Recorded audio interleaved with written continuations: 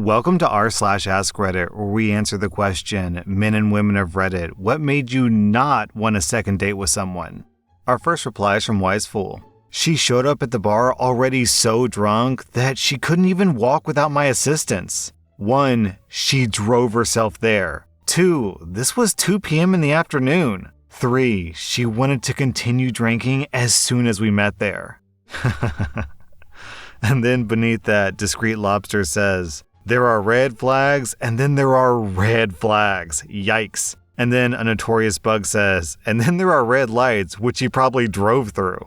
Our next reply is from My Stolen Echoes. I was at the mall one summer day hanging out with some friends. I see this guy who looked like a friend of mine, so I walked up to him, only to find out that he was not that friend. He was cute, so we introduced ourselves and exchanged pleasantries. He gave me his beeper number. I know, I'm old, and we plan to get coffee sometimes. I was a hot, spooky chick, and he was a hot, spooky dude. The day arrived. It turns out he worked at a Red Lobster down the road from my house, so I walked over there to meet him after his shift ended. We went to go see The Craft in the second run theater. We held hands and kissed during the movie. We went to go get coffee after, and we had a chat. What year are you? I'm going to be a junior this fall. Cool. I didn't go to college. College? Oh God, how old are you? So that's the story about how 2 strangers vastly overestimated/underestimated each other's ages. I thought that he was 17 or 18, and he thought that I was around 20. I was 15 years old, and he was 25.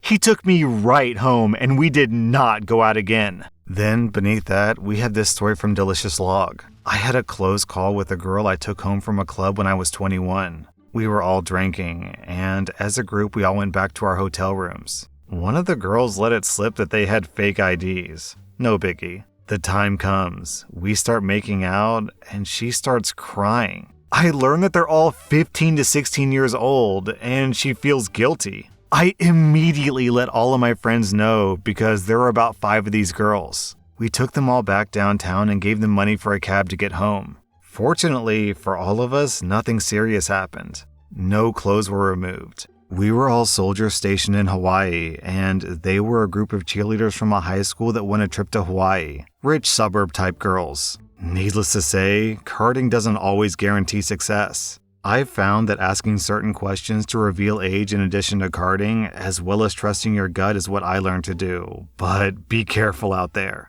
Our next reply is from Shah. We'd been to lunch a few times, but this was the first real romantic date. We met in biology class in college. She was gorgeous, smart, and had a smile that could melt diamonds. I was in a group project with her and took her to lunch, and she confessed that she had a crush on me. So we kissed before going back to class and made plans for a date and went out that night. And we had a wonderful time, until the time that she asked me what my deal breakers for dating was. As in, what traits someone would have that would immediately make me break it off. I said something like I wouldn't date a racist or a puppy kicker, someone who had a sociopathic streak or was mean, stuff like that. She said that she could date all kinds of guys. Fat, skinny, black, white, it didn't matter. The one thing that she could not abide, the one kind of guy that she absolutely, positively would never, ever be with, was a guy with a hairy back. I'm Iranian.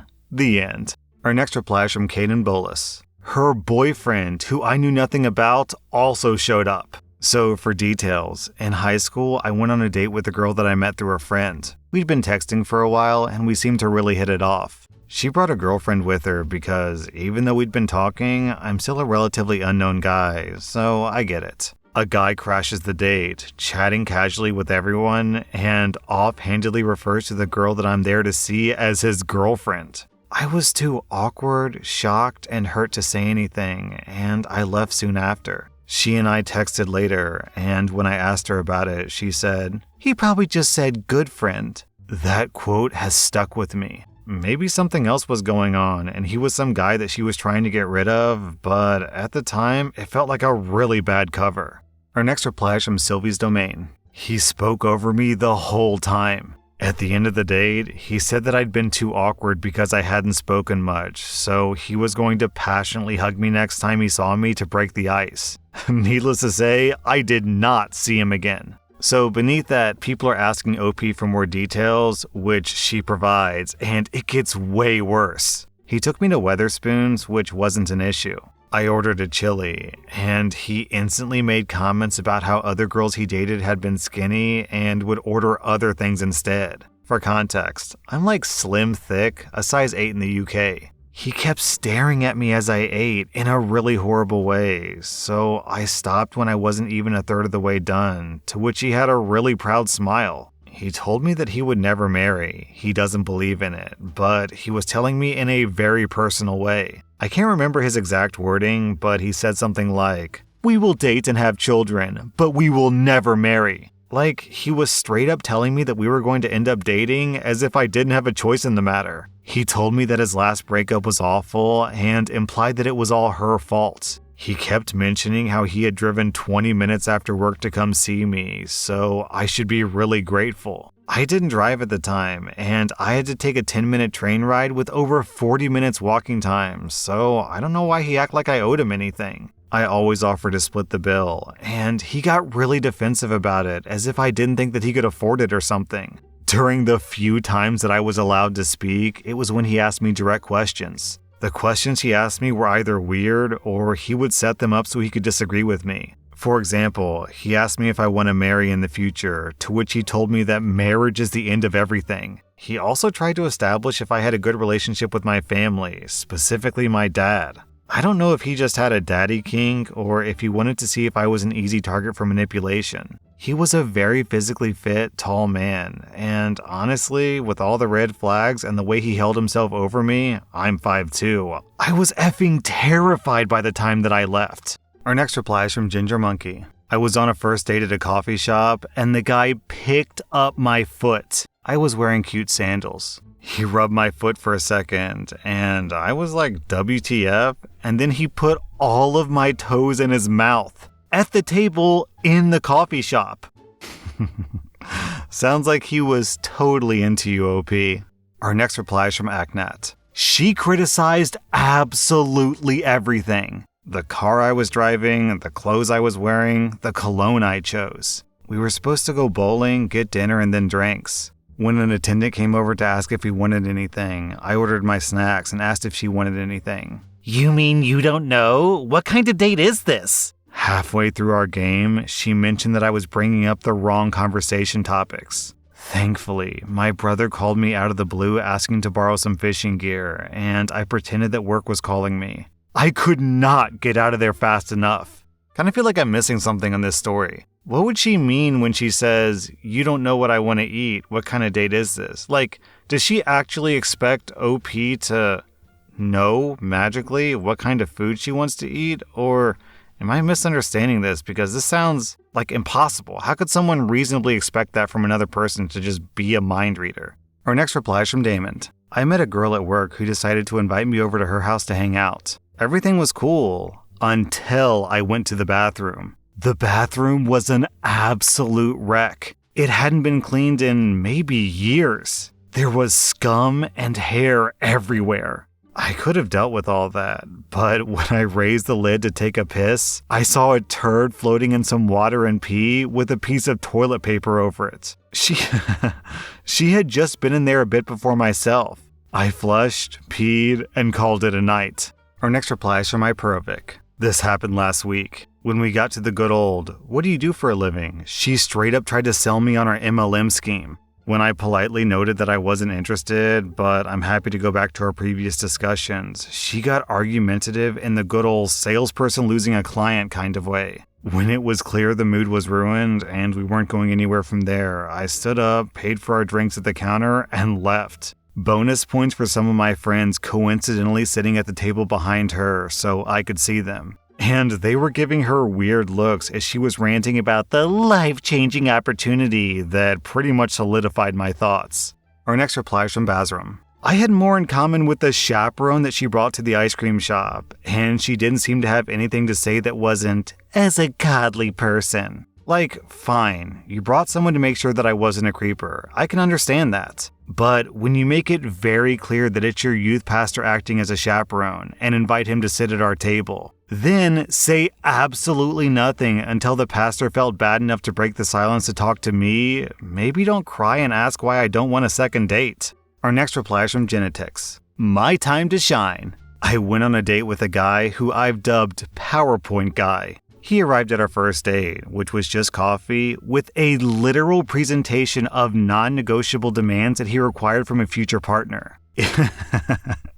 Including but not limited to, must be a housewife, must produce him 2 boys and a girl, in that order gender specified. I must not work or desire a career. I must move 500 miles away to live on an acreage in his parents' house. Like, with his parents also living there. What? I must not have any male friends, but he also wanted someone who's open to sleeping with whoever he chose so that he could watch. The list goes on. He didn't ask me a single question about my life or interests. He just spat out his list of stuff and talked about himself for 2 hours, at which point I politely bailed. Props to this guy for knowing what he wants, but PowerPoint Guy did not land a second date with me.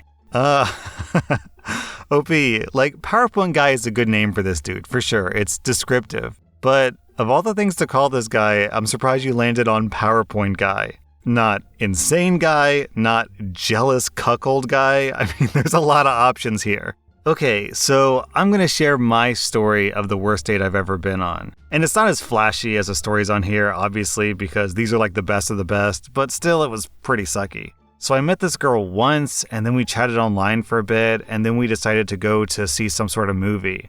And we get to the movie, and she goes outside to have a cigarette, and then we go inside, and throughout the entire movie, I mean start to finish, this 2-hour-long movie, she coughed every single minute. I'm not even exaggerating. At some point, I was so flabbergasted by how often she was coughing that I started timing it. And yes, I'm not exaggerating, every 60 seconds she would cough. Every single part of her smelled like smoke. I could smell the smoke just sitting next to her. Like halfway through the movie, she had to step out to smoke again, and then she came back and she smelled even more like smoke, and then she just kept coughing some more. And there were other people in the theater. I felt so embarrassed for being with this person who was coughing so much. I don't want to trash on this person for having, I don't know, some kind of health condition, I guess. But if you're... if you literally can't get through 60 seconds without coughing, maybe, just maybe you should stop smoking.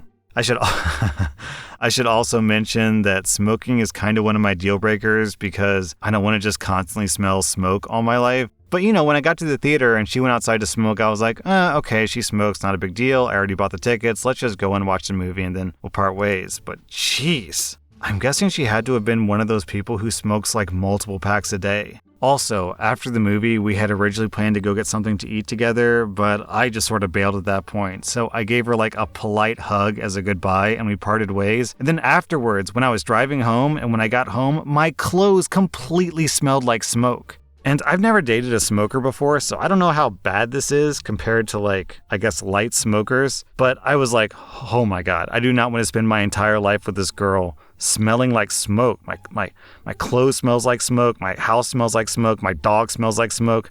Hard pass. And, I'm not trying to pass judgment on smokers here. If you smoke, live your life, whatever. But as for me, that's going to be a hard pass. Our next reply is from Pirate Smashy. I was telling a story about airport security trying to confiscate a brick of cheese that had become quite soft after a few hours out of the fridge, and how I just ate the whole brick out of spite. He kept interrupting the story to make jokes comparing the cheese to his flaccid member. At the end, after he tricked me into hugging him, he looked me dead in the eye and said, "Next time, I don't really have any commentary on this one. This is just, man. It's probably not a good sign if the very first thing that comes to this guy's mind at the sight of soft cheese is his own dick. Is that because it looks like old cheese? Because it smells like old cheese? There is literally not a favorable comparison you can make here.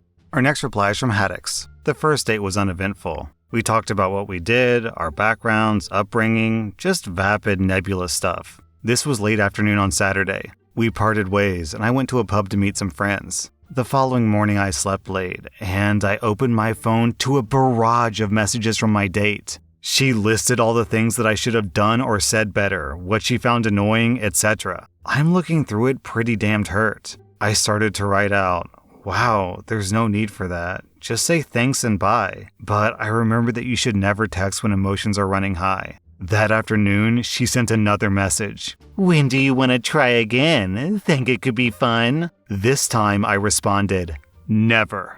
That was r/Askreddit, and if you like this content, check out my podcast where I publish the exact same episodes. Also, hit that subscribe button because I put out new Reddit videos every single day.